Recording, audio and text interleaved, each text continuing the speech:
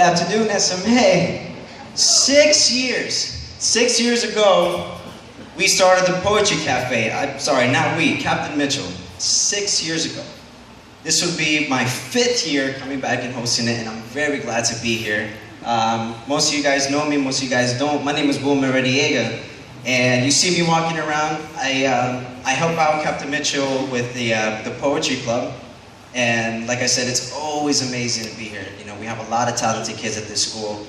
It's kind of funny because when we first, when Captain Mitchell first started this, the Poetry Cafe, it was exactly how it sounded. It was just for poetry, people coming out and giving their all, you know, expressing themselves in the only way they can.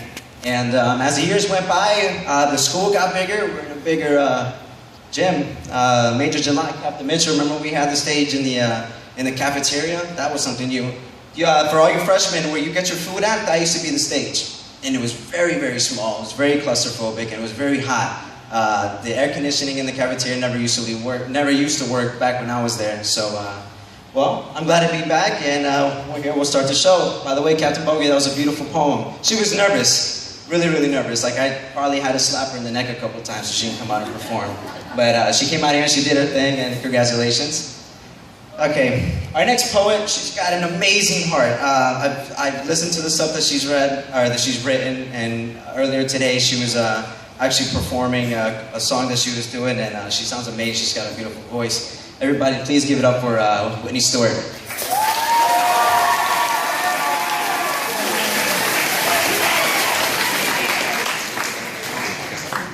Night terror.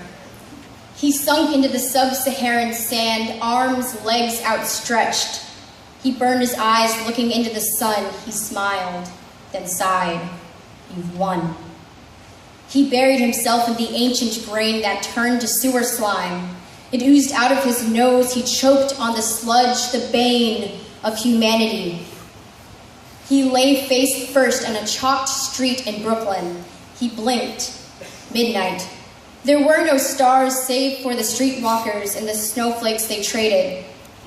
He found himself thrust into the collective consciousness. He felt the divide of people, the overwhelming oneness of people, the grip of lust, the ache of despair, the euphoria following triumph. His core felt the ahas and oh my's, all of the unsettling truths. But he also felt the pinch of his differentness. The anonymity of the troubled mind, the anonymity of the unextraordinary body, a chasm within a sphere that stressed the collective. Night terrors. He was acutely aware of the strings in his mattress beneath him. He imagined demons. Demons expunged from his throat with each wail. No one was around to hear him. But they were in his room, flying in his face. I am not insane, he cried. He licked his lips and sighed. He wouldn't remember this in the morning.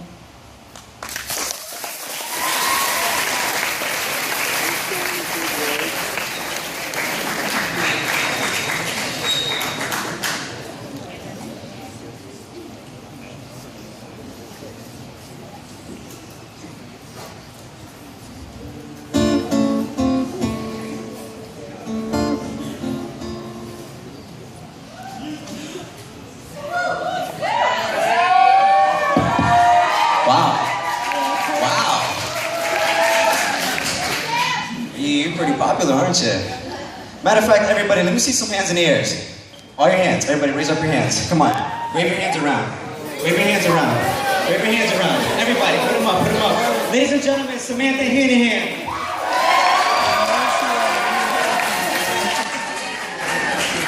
My poem's titled My Inner Struggle. I sit, but nothing comes. My pen dangles above the paper.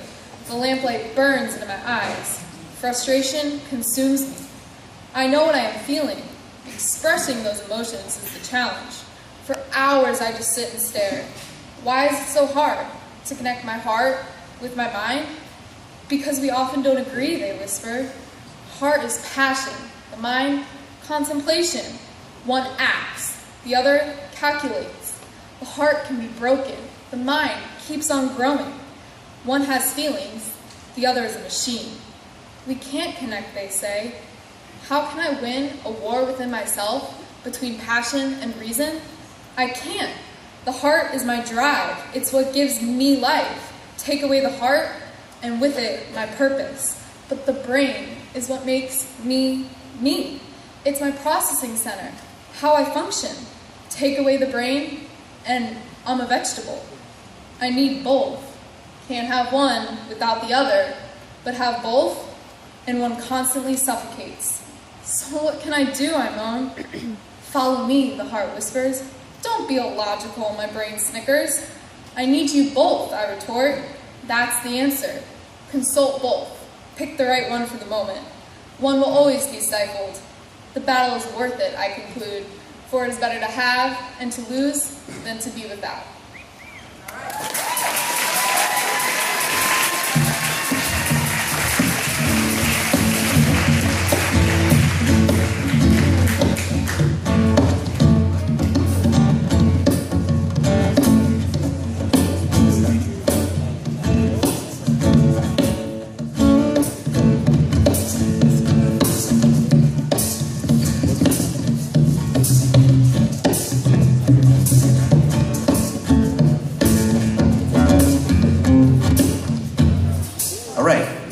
So, wow, I guess you really are popular. I'm amazed how everybody must love you, huh? What do you do? Are you a leader?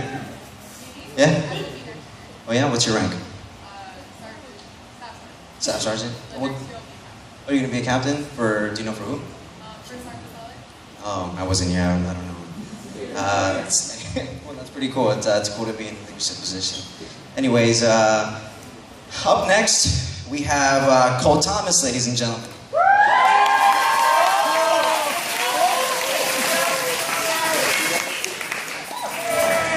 He's 6 feet tall, likes walking long walks at the beach. I'm sorry, what? I'm sorry? Oh, see, because what's he saying is you're too tall for this mic. This is made for someone like me, man. Why do you have to be so tall? Come on, man. All right, ready? Good. Cole Thomas, everybody. So for people that don't know me, the promise from last year still stands. All my friends that make fun of me for making poetry, I will punch you in the throat.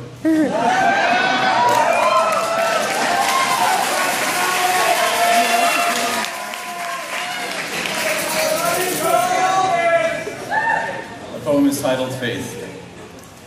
Father, forgive them, for they know not what they do. Reading between holy lines is where they find the taboo.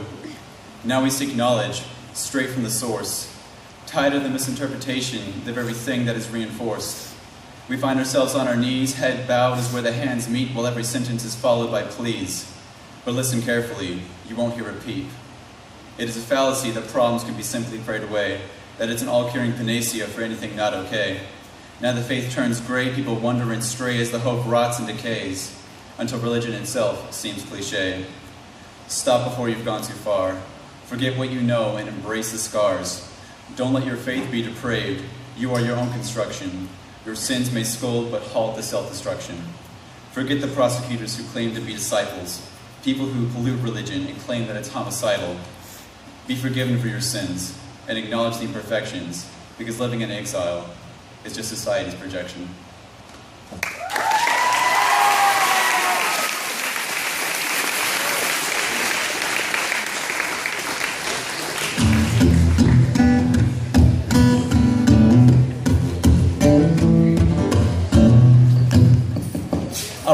Next, this is the part where I tell you that the Poetry Cafe pretty much turns into a talent show.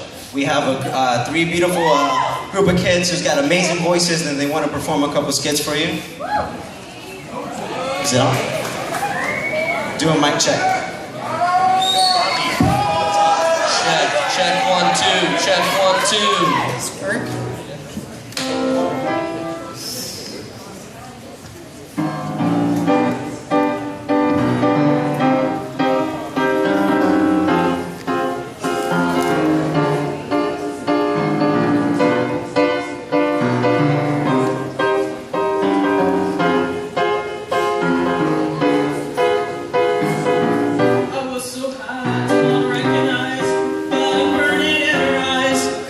That on a plane, never to return again, but always in my heart. This love has taken its toll on me. She said goodbye too many times before. Her heart is breaking in front of me. I have no choice, 'cause I won't say goodbye anymore.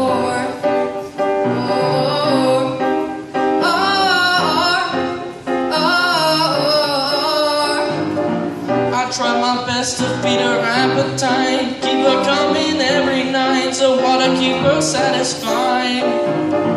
Kept playing love like it was just a game, pretending to be the same, but turn around and leave again.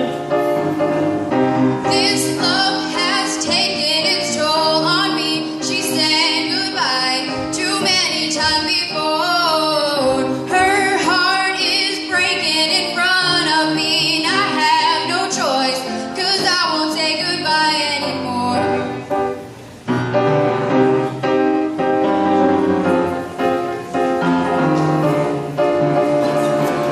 I'll fix these broken wings, repair your broken wings, and make sure everything's alright. I'm not seeing that. No, that's too inappropriate. Sorry, guys. This love has taken its toll on me. She said goodbye too many times before. Her heart is breaking in front of me, and I have no choice, 'cause I won't say goodbye anymore. This love has taken its toll on me. She said goodbye too many times before. My heart is breaking in front of me. I have no choice, 'cause I won't say goodbye anymore.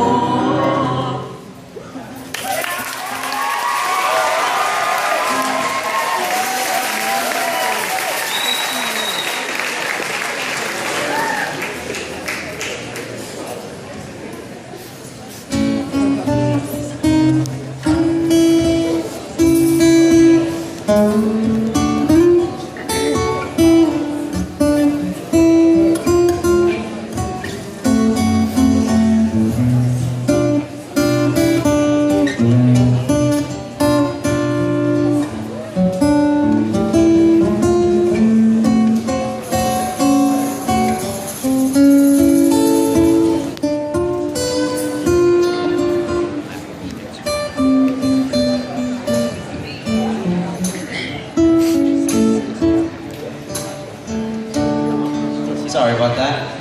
We still got a couple of things to work on. We're kind of improvising up here, so yes, cut us a break.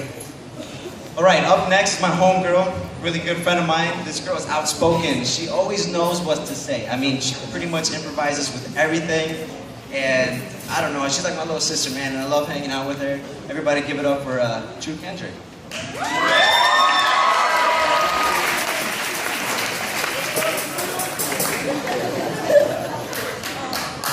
Hi. My poem was inspired by the Dr. Seuss quote, "You'll miss the best things if you keep your eyes shut." And it was, I Can Read With My Eyes Shut was the book.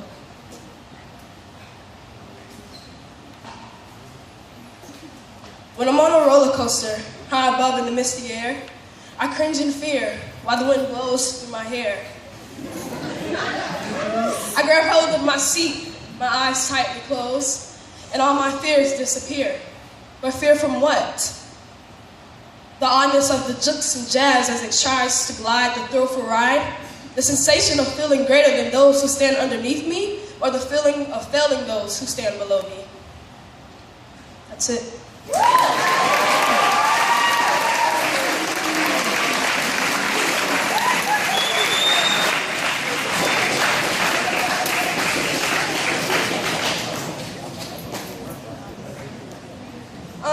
Next up, we'll have my girl Kaylee come on stage and give her poem. Give her a round of applause, everyone.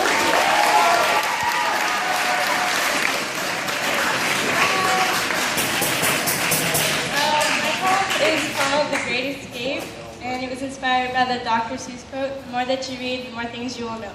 The more that you learn, the more places you'll go." The Great Escape. I lose myself in the smell of the musky spine. The pages flutter in the breeze. The sweet words become my reality. The story becomes my own. My hand grazes across the rough bark. Branches seem to touch the sky. Ribbons of sunlight peek through the heavy canvas. The blanket of pine needles on the floor muffles my footsteps. I walk to the edge. My muscles scream from my long trek. The sound of restless waves against hard sand soothes me like a familiar lullaby. The trees slowly disappear. One by one, I walk to the edge. The salty air scorches my throat. I look down the cliff's edge. The clouds mimic the color of charcoal. My heart feels calm despite the booming waves. I never want to leave. It is only when the sun dies down and the words blend with the page that I feel I've been cheated of time. I retire to my bed only to light a candle.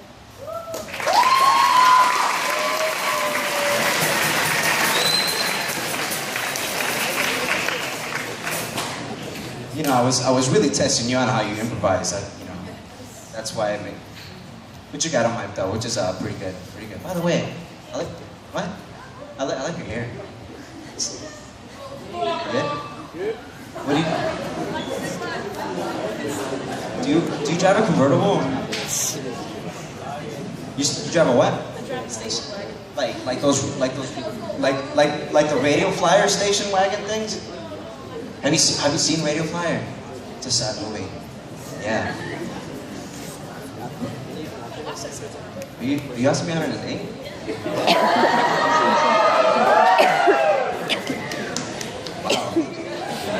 How old are you? 16. You're 16 years old? Ooh.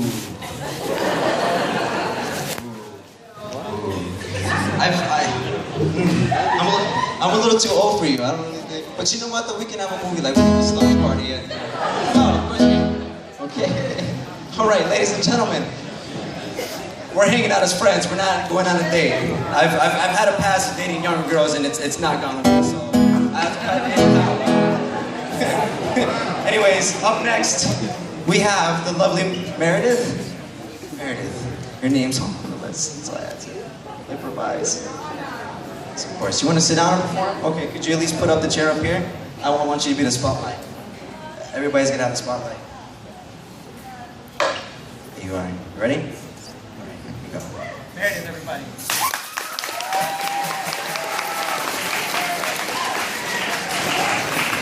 My poem is called Bricks. You always talked about the places you wanted to travel while tracing your fingers along the sheets.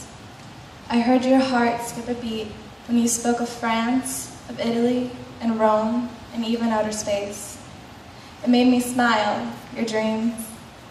I joked about the monks in China and the witch doctors in India, and your heartbeat faltered and your smile faded.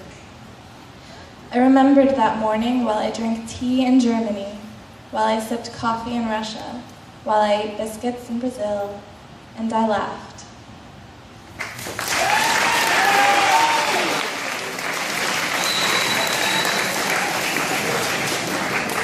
Nice. That was very nice. Ladies, excuse the stage, please. Beautiful poems, by the way.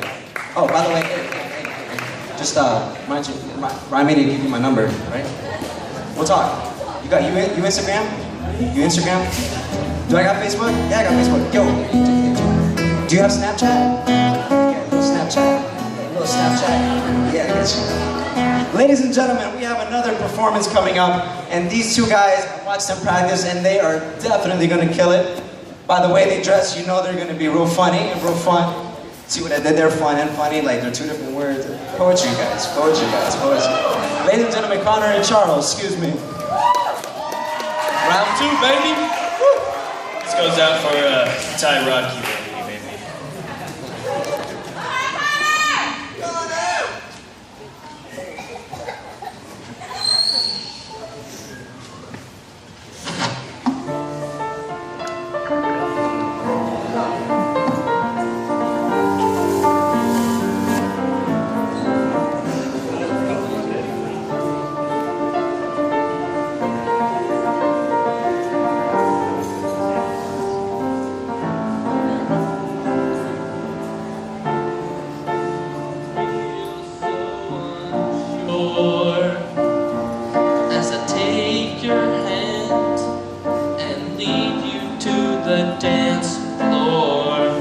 music dies.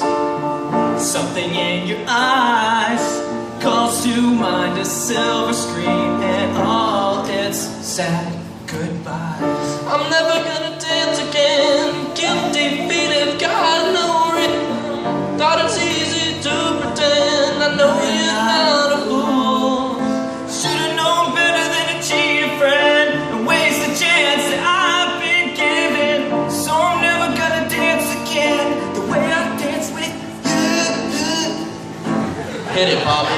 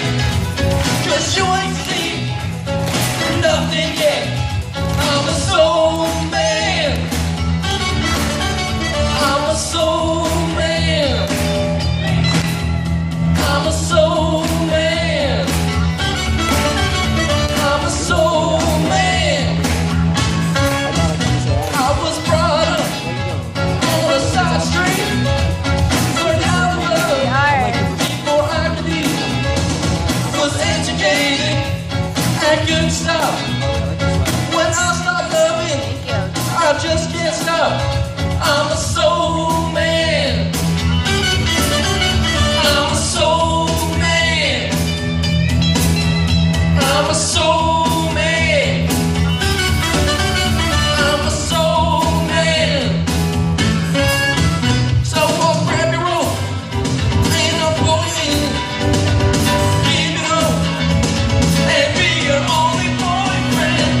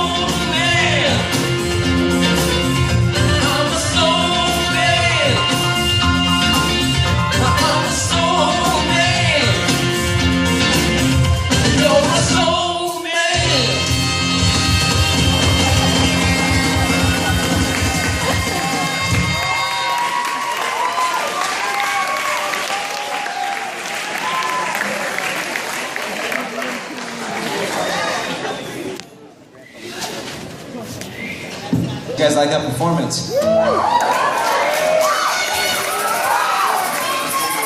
I thought it was pretty good. I gotta say, I'm a little disappointed because I actually went up to the front to see, hopefully I can catch one of their hats. I really wanted to catch one, but they didn't throw it in my direction, and I'm kind of upset about it. So, but anyways, how are you guys? Ladies. So, what's your poem about? Yeah? You gonna read us an empty book? All right. I'm just kidding. Everybody, give it up, please.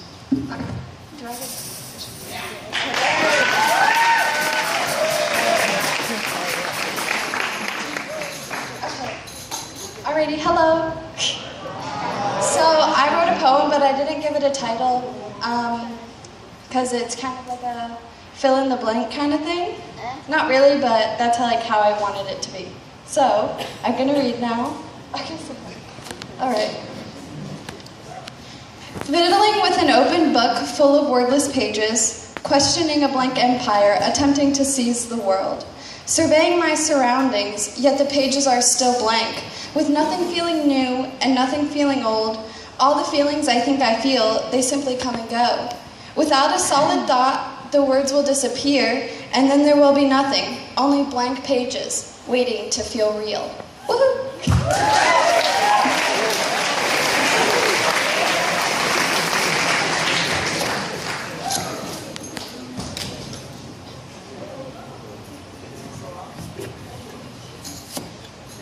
Well then, see what you meant about the blank book. It's pretty good. I read it earlier and, well, didn't you have 2 poems? Oh. Next period? Okay. All right. Well, that's good because there's a couple of kids in here that probably have to stay here for 4th period anyways, so I'll give them something new. That's good. Ladies and gentlemen, the next person up is the lovely, the beautiful Supernova.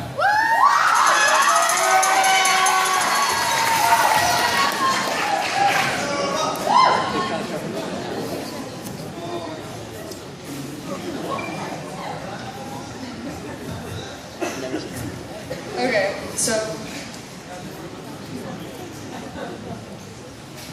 my poem is The Space Out. It's merely looking out into the distance that brings your mind to this. You'll know what's happening when you don't know what you're looking at anymore. The vision in the outer corners of your eyes starts to blur, and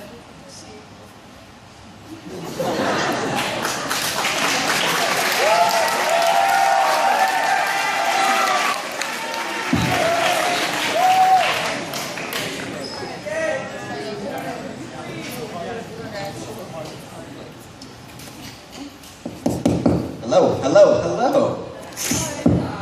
Hey. You can restart if you...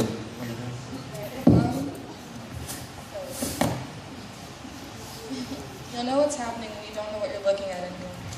The vision in the outer corners of your eyes starts to blur, and you start to see with your ears. Every sound is a swift dance in the air. You start holding on to the little things as the atmosphere fades into slow motion. You think about the cheerful moments in your life. A friendship, good times, loved ones, and the pessimism hits you across the face, and everything plays in your head like a movie.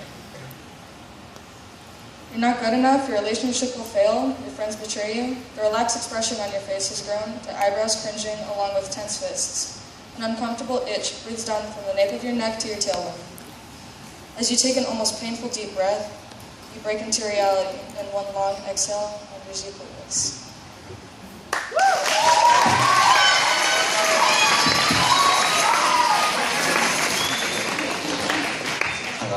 Excuse me.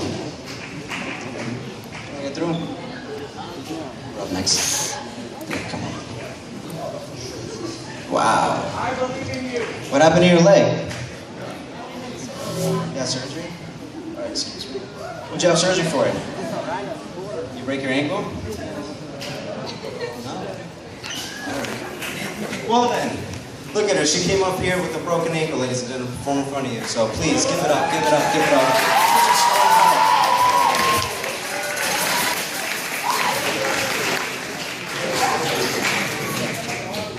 Hello. Yeah, I know you probably want one of these, but I'm going to tell you now they're not really comfortable, so...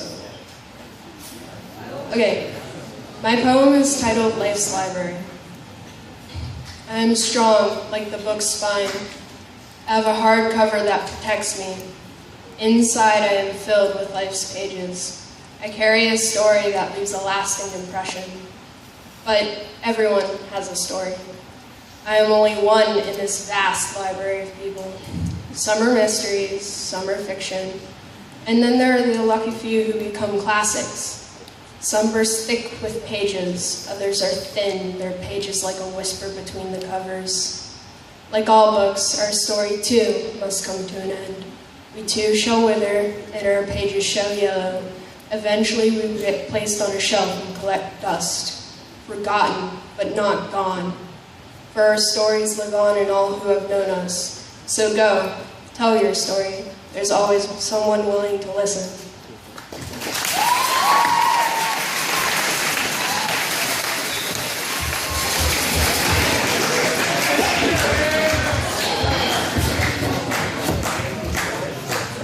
I'll tell you, man, surgeries are pretty tough. If you guys never had surgery, don't get surgery. Don't So, try to, you know, play safe, be safe out there. Don't wrestle with your brothers, don't wrestle with your sisters. I got a knee injury and I also got a back injury. I got it from soccer and, well, it sucks, so try not to do that. Well, up next, we have, last but not least, Laura.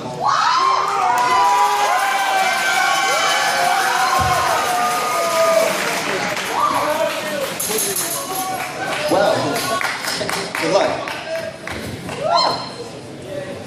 I'd like to start off by apologizing for all the curse words. Please don't write me up. I'm really close to a detention. The title of my poem is Please Don't Sleep, and I hope you don't sleep during it. That's kind of the point of the poem. It's inspired by the quote, "How did it get so late, so soon," by Dr. Seuss. Don't sleep. It's a short coma. The human hibernation, our short sedation, mundane damnation. Be afraid to sleep. Ignore the temptation, finding only devastation, reality fragmentation. When we sleep, life hurries by. We lose ourselves in our slumber. Time slips by through our fingers. Worthless obligation, life molestation, my abomination. For heaven's sakes, please, please don't sleep. When you sleep, life hurries past. Sleep steals from you. You awake from slumber, a year older, a day closer to death. Dehumanization, unspoken accusation, insubordination. I avoid sleep like the plague.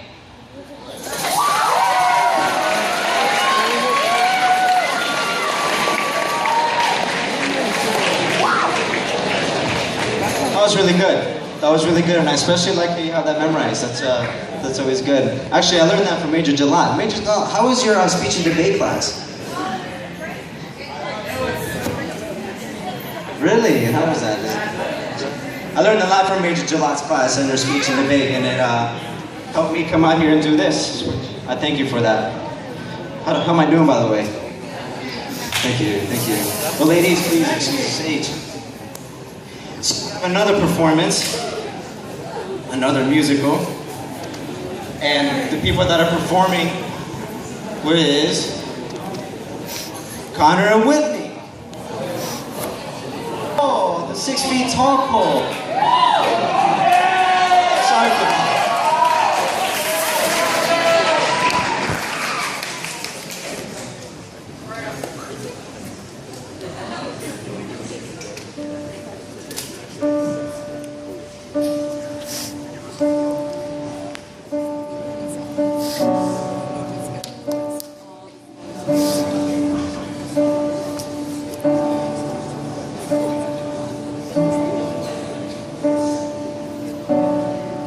Say something, I'm